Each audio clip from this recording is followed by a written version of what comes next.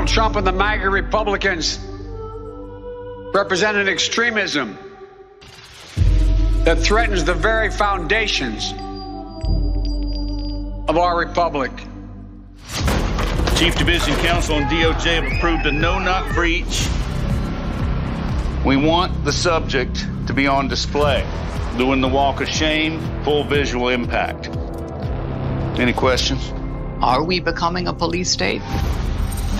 Government told American citizens they couldn't go to church on Sunday. I've never seen anything like it. It may be the Russia other people grew up in, but not my America. FBI warrant, come to the door now! There's a heavy banging at my door. Open up! It's 15 marked units on my property. I got SWAT in the back of my house. They took a battering ram to my door. 6 a.m., I hear boom, boom, boom, and hear about 6 to 8 military-style soldiers, with the tallest one of them pointing an automatic rifle at my head. FBI, we have an arrest warrant! Shock you out of sleep, drag you out of your house half clothed, refuse to give you a warrant, ransack your house. Now I'm facing 15 years in federal prison for doing nothing other than exercising my right to free speech. I had no reason to be attacked. I hope that you remember Matt's name and the role you played in killing him. How did we give the state this kind of power? 9/11 changed everything. We're going to expand the Bureau from law enforcement to domestic intelligence. Legal shackles are now off. It used to be Islamic terrorism. That threat has kind of dissipated. Our focus is shifting. They're moving to domestic extremism. Really paints anybody who's right of center. What we need is a person to look at. And then we go find out what crime you did. If you're a pro-life, pro-family Catholic, they define you as radical. The demand for domestic terrorism vastly outstrips the supply. When candidate Trump came down the escalators, the government had a meltdown. We are going to drain the swamp. We'll see about that. You take on the intelligence community, they have 6 ways from Sunday at getting back at you. The Patriot Act and FISA were used against Donald Trump. Google literally rewrote their news algorithm based upon what Trump was doing so that they could get this guy. You just take out the word Russiagate and you put in COVID origins. You take out COVID origins and you put in Hunter Biden's laptop. You take that out and you put in January 6th. It's the replicated play from the deep state and their partners in the media. They're not just deplatforming you. They are trying to throw people in prison. If they're coming for me, they're coming for you. Hands on your head! These are anti-government, We have freedom of religion and freedom of speech! violent extremists, and they must be dealt with. We can do anything we want. Police State. Exclusively in theaters October 23rd and 25th. Tickets sold only on policestatefilm.net. Welcome to America Uncanceled. I'm Mercedes Schlapp alongside Matt Schlapp. So you all watched that 2,000 Mules, a documentary produced by Dinesh D'Souza that exposed the election fraud that we saw during the 2020 election. It sent a shockwave across the nation, and they actually tried to censor that movie as well. And it was showing us just how easy it is to stuff ballot boxes and steal an election right from under our nose. If it can happen here, it can happen anywhere. Now Dinesh has produced a new documentary called Police State that will be released later this month. Police State captures the fear of what many believe America is turning into. A weaponized DOJ has gone after freedom-loving Americans and even a former president, President Donald Trump. Here to discuss his new film, Police State, is Dinesh D'Souza. Dinesh, thanks for joining us. It's my pleasure. All right, so the first question on everyone's mind, Dinesh, is can we outfox Hollywood? Can we make our own product with the great films you're putting out, and can they be profitable? Absolutely. It's not easy because Hollywood has the kind of built-in apparatus to do it. So, Michael Moore, for example, goes to a Hollywood studio. They give him $10 million. He makes a film, and then he turns it over to them, and they go, oh, you're booked on The View, you're booked on The Today Show, you're booked on this, you're booked on that. So the only thing he has to do is make a film. On the other hand, if a conservative is to make a film, someone like me, we need to have legal expertise, we need to raise the money, we need to make the film, and then we need to market the film, and we don't get a whole lot of help doing that. So it is a little bit of an uphill task, but on the other hand, if you master all the elements I just described, you can pull it off. Now, we saw with 2000 Mules, very successful film. I mean, they talk about trying to cancel you, trying to just push back on what I thought was a very strong documentary. What can you expect could happen with Police State? Do you expect this sort of, pushback from the left to try to silence you once again? I mean, on the good side, I would say that Police State by itself is not a topic that is on the censorship list. Now, right now, I can tell you I just released the official trailer last night, and it's being suppressed on Facebook. So it's going crazy on Twitter because Twitter is a relatively free speech platform, but you can tell that there's heavy censorship in places like YouTube and Facebook. And it's not just censorship of prohibited topics like COVID and so on. It's censorship of conservatives. But that being said, I hope that this film will be a kind of a warning. I liken it to an animal that sees a movement in the trees and is trying to warn the herd that it's not safe to keep grazing as if there is no danger around the corner, because there is. We're seeing all our basic liberties that you and we all took for granted for decades in America: right to free speech, right to conscience, right to equal justice under the law, and these liberties are now in serious peril. So, Dinesh, we have this incredible swirl going on in our politics as Robert F. Kennedy at the current time is running against Joe Biden. He's running as a traditional liberal who's, tougher on the border, wants to make sure that the D.C. elite can't dictate the terms and that people out in the country can actually make decisions for themselves, especially on medical questions and whatnot. And then you see this new poll that came out. Rasmussen put it out that over 70% of independents think that this idea of being a police state is a real serious concern. And then you have the Democrats and Republicans only separated by about 10 points, both with clear majorities saying they think it's a big problem that government is becoming a police state. Maybe your documentary really isn't one aimed at Republicans and conservatives. Maybe everyone needs to watch it. I certainly think so. Now, in the Democrats, when I talk to them, they kind of break into two camps. I'm talking now not about the leadership, but just kind of ordinary Democrats. There's one group of people who goes, yeah, there's something a little funny going on. I mean, they know it's really odd to take the leader of the opposition party, Trump, and not just indict him for one thing and say he broke the law over here. Apparently, he's been breaking the law, dozens, if not hundreds of times. And so it's very clear this is a kind of a shotgun effort. If we can't get him over here, we'll get him over there. And this seems wrong. I mean, it's crazy to say we're protecting democracy by trying to lock up the leader of the opposition party. So I think there are Democrats who realize something is amiss. They also know just from growing up that this is not the America they grew up in. Just the very idea that you can be canceled or even raided by the FBI is absolutely nuts.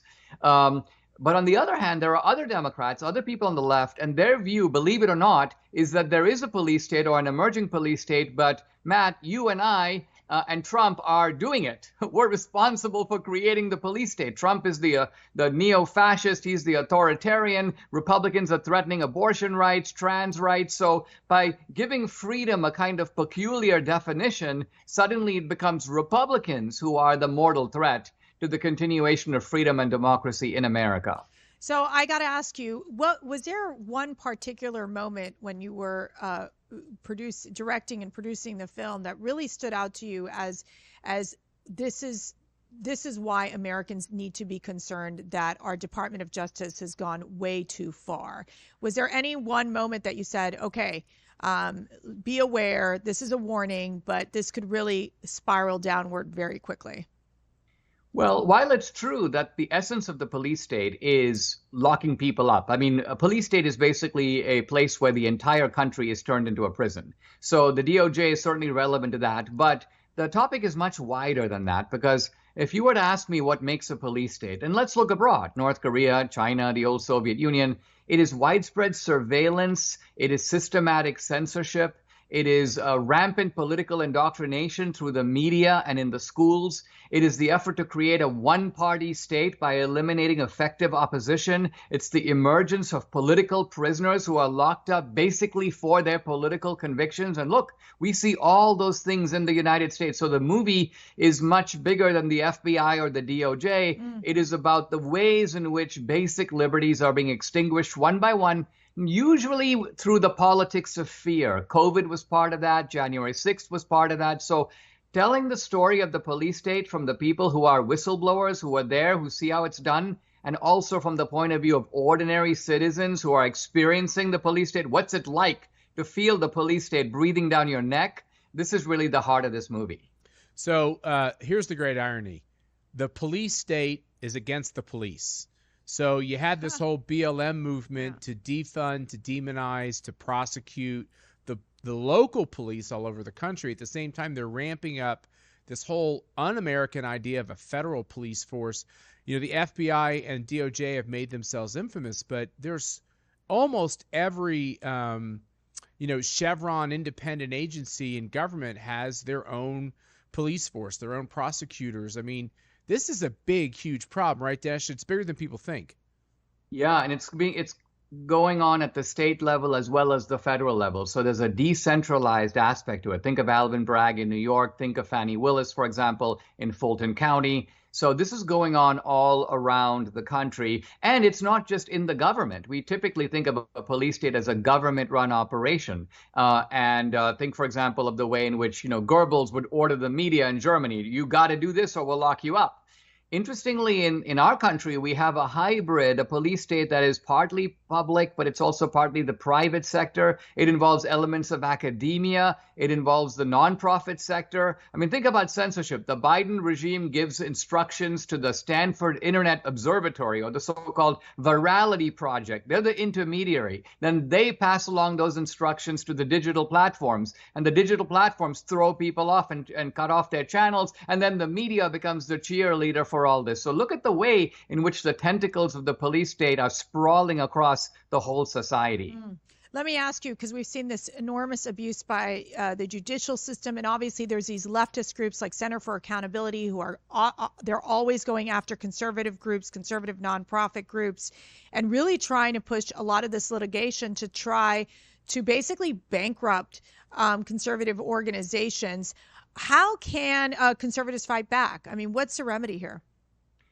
Well, first of all, it's important to note that our police state is marching behind the banner of democracy and law and fighting disinformation and misinformation. So, when you have a full-fledged police state, you don't have to do any of that. Stalin doesn't have to explain why somebody's being arrested. You're just on a list, you're going to be arrested, and they don't want to hear any more from you about it. But our police state is, you may say, under construction, and so it has to hide. It has to come up with all kinds of fake. No, the reason we have to arrest Trump, Dinesh, is because, no one is above the law, even though it's very obvious to the people who say that they are above the law. I mean, when Jamal Bowman, for example, set off that fire alarm, he thought, I'm above the law. Obviously, I can do it now. If some January 6th protester did it, we're going to lock that guy up for 5 years. But everybody knows that I'm not going to be charged if I do it. So this sense of immunity is the key to the police state. Now, one way we fight back against the lawfare of the left is really to set up our own rival institutions and do the same to them.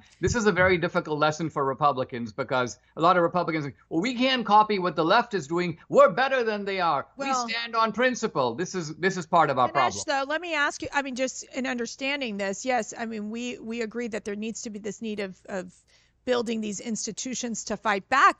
But the biggest issue here, and I'm sure you know this very clearly, is that the debt between like George Soros and their billionaires. This is their religion is the destruction of the two-party system. Their religion is to basically have communists dominate in this country. It's different, I think, in the right where folks are just more careful of, giving money to the organizations. We're just so outspent from the candidate standpoint to the nonprofit standpoint. I mean, I remember conversations with billionaires. I was approaching them to consider investing in my movies. And they'll say things like, well, I really don't understand why we're trying to do this cultural project, Dinesh.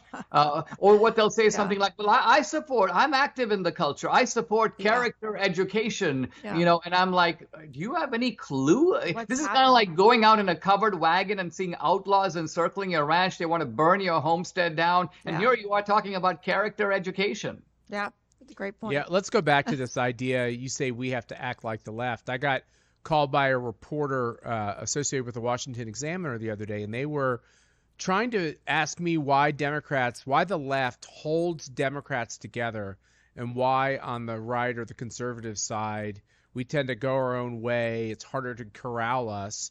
And the left focuses on someone. They focused on you in the past, Dinesh. I'm sure they will again. They focus on people and just try to destroy everything about that person, drag them through court, just try to rip them apart.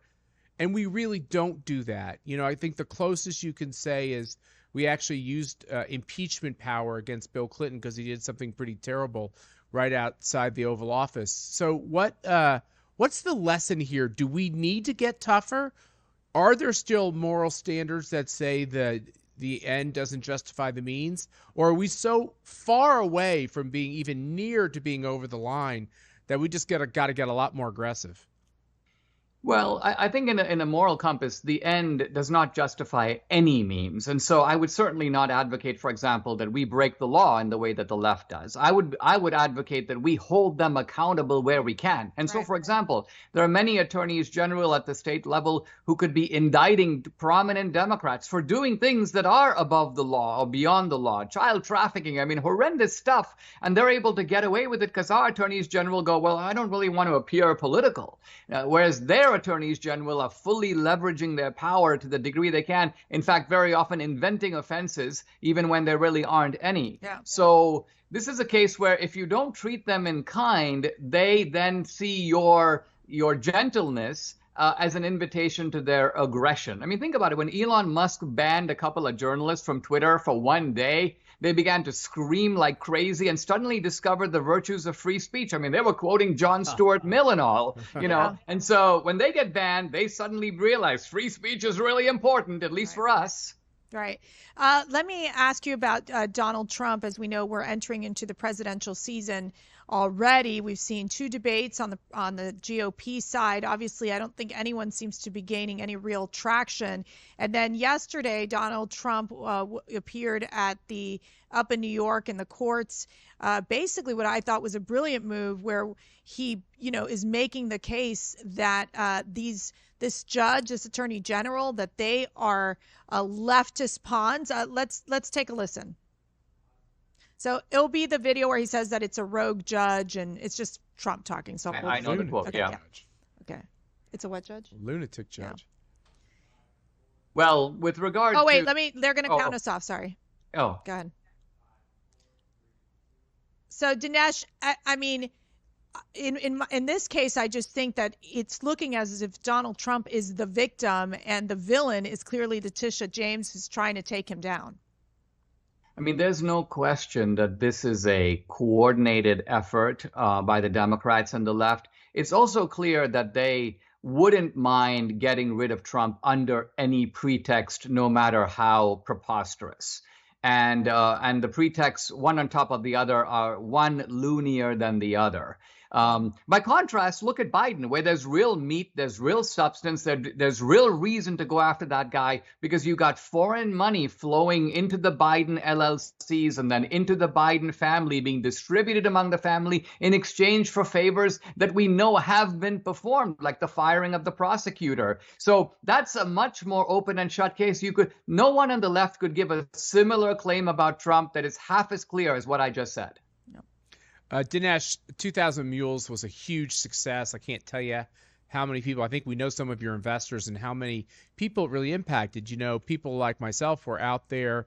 I happened to be in Las Vegas. We went to Georgia after the election and found just like tens of thousands of examples, provable examples of fraud that really have gone nowhere. And instead, they've kind of boomeranged it back on the people that brought the charges, at least in the state of Georgia. Since you put out your really successful movie using technology to see these mules, these people who voted multiple times for other people, stuffed the mailboxes, or at least were the courier to stuff the mailboxes. Has anybody been charged, and does that surprise you that there's been very little legal activity? Well, I knew that there was a problem in that the 5 areas that we focused on in that film were all heavily Democratic areas. These weren't whole states. These were the Democratic urban areas of Philadelphia, of Atlanta, Maricopa County in Phoenix, in Arizona, the greater Detroit area in Michigan, and then the Milwaukee area of Wisconsin. So there's a Democratic establishment there, and I realize they're not going to be quick to spring into action to bust up this operation. However, what I didn't quite count on was 2 things. One is, of course, Fox News froze on me. They're like, we can't even say the word 2,000 mules. And when somebody mentioned it on the Fox, you could just look at the ashen face of the host. It was like, hey, Dinesh, you have to let me ask you, why does that surprise you? Well, it's interesting because I think these edicts come down. It surprised me because I know that there were several of the top hosts at Fox that wanted to talk about the film, and they were just prohibited from doing that. That was one problem. But a lot of Republicans, mainstream Republicans, and I'm not just talking about the so-called rhinos, even conservative Republicans had a lot of trepidation around this issue of voter fraud. And they were like, well, you might be right, Dinesh, but so this, I think, resistance coming from our own side, I think, was something that surprised me, but it also is part of the reason why nothing really has been done. Well, and they've put so much pressure on those Republicans to say you can't talk about voter fraud. You can't even bring it up or even question anything. And that's what's so scary. It's that mob mentality that they want to be so accepted and, not be punished by the media because they're going to call you an election denier. And I think that you were very brave in really just bringing to light what some of these big issues were during that 2020 election. What can you anticipate as we're moving into 2024? Is it going to be the same tactics the left has pushed so far in the voting? Well, I think broadly speaking, the left won't do the identical heist that they did in 2020. They can't because it's out of the bag. If you got the people breaking into Fort Knox on video, that doesn't mean that the thieves are going to stop being thieves, but they're not going to do it that way. In fact, we know in the midterms that they tried in Arizona using a sort of a different tactic. Let's have the machines, the tabulators conveniently break down on election day. Most Republicans are going to show up to vote on that day. So this is a wonderful way to suppress the Republican vote in a critical area. So I suspect that there's going to be all kinds of shenanigans attempted in 2024. I don't even know what they all are, but they'll use certain standard techniques. We know that they benefited from COVID, right, which is the politics of fear. They're going to use the politics of fear again. This time it may not be COVID. It may be climate change. It may be some other pretext for saying, hey, listen, we can't do things the normal way. You've got to do them our way, which is basically a cunning way to unlevel the playing field. It might be it might be the UFOs. Yeah, we're convinced it's UFOs. I can finish Matt's sentence. We love to follow all the weird videos and everything online. Whether you believe in UFOs or not, everyone can have their own views, but we think it's a nice artifice for the Democrats to scare the hell out of grandma that it's unsafe to get out of your house. Aliens are coming to vote. But fill in the blank. It'll be something, right? Yes. It'll be something for sure. And look, the problem with these police state tactics is they're shutting us down from being able. Think of it this way: they've got the big platforms, and now they're using them to block us from even communicating with each other. Yes. I had on my podcast yesterday Robert Epstein, who's a Democrat and a psychologist, and he measures the way that Google manipulates search results to drive votes to the left and to the Democratic Party. And he counts millions of votes at stake in 2016 and 2020, and he says it'll be even more in 2024. So I think this is a very perilous situation we're in as a country. Once the jaws of a police state snap shut, there's very little you can do. In fact, about the only thing you can do is run. Yeah. I hope we don't get to that point. Yeah. And so this film, in that sense, it's not a film I wanted to make because I didn't want America to be a country where this kind of a film needed to be made, but alas, it does. I think it needed to be made. My father, fled Cuba after being thrown into jail for 6 years under Castro's regime. And as he always told me, he's like, you can lose a country very, very quickly. So I think your film is just so critical to watch. So where can our viewers, where can the CPAC family look to find this film and make sure that they promote it to get it out far and wide in the country? Well, there's only one place to go, and that is the movie website, which is policestatefilm.net, policestatefilm.net. So on October 23rd and 25th, it's in hundreds of theaters. We've actually bought out all these theaters, so it's very cool. It's a wonderful theatrical experience to see it with like-minded people.